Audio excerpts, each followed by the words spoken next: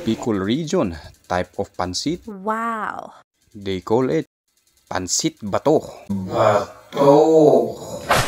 Una nating lutuin yung longganisa. Ito ay longganisa galing ng Ilocos. Alright. Courtesy of Sergeant Jeremy. At ito yung mga available natin na ingredients.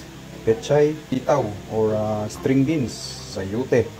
Meron tayong sili, bawang, sibuyas, toyo, oyster sauce, paminta, at saka longganisa, which is yung pinipirito na natin.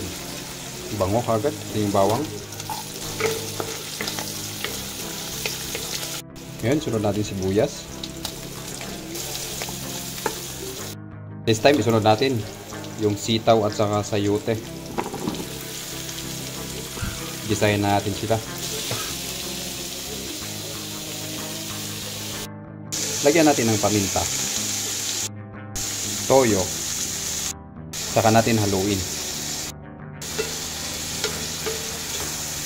Pagka nahalo na, takpan natin. Malapit na siyang maluto, direct na natin, no? Lagyan na natin siya ng konting tubig, ng tubig. Yun yung magluluto na rin sa pansit. Kasi hindi na natin siya hahanguin. Alright.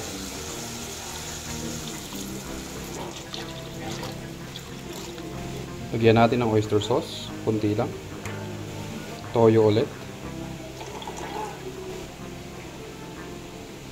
Yung pakuloyin lang natin bago natin ilagay yung ating pansit.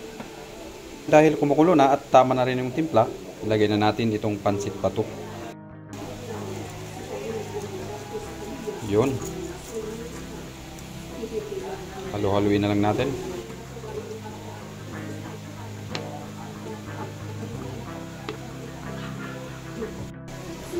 Yun, halo-haluin lang natin para hindi dumikit sa ilalim.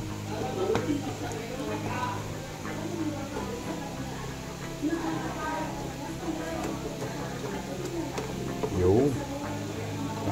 Nakakainggan yun na yung amoy. Mabango-bango. Malapot-lapot. Alright.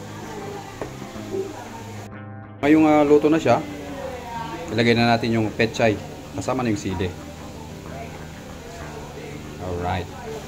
Pag naluto na yung pechay, pwede na. Although pwede naman na yung pechay kasi kahit nga malutong o kahit nga hilaw, pwedeng kainin yan. Iyon na siya. Nakaw. O pakain tayo ng marami nito. Kain na tayo.